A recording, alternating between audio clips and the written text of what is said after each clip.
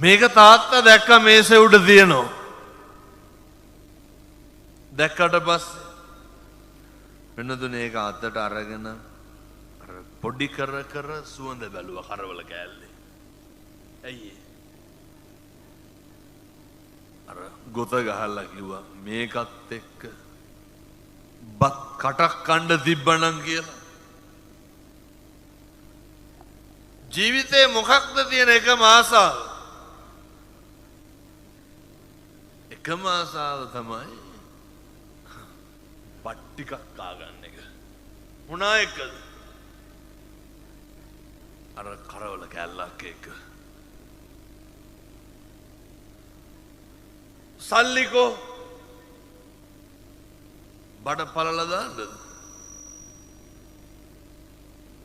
දරුවකෝ ඒක සලකුවාට සලකනවා කියලා මොනවද කරන්න ඕනේ?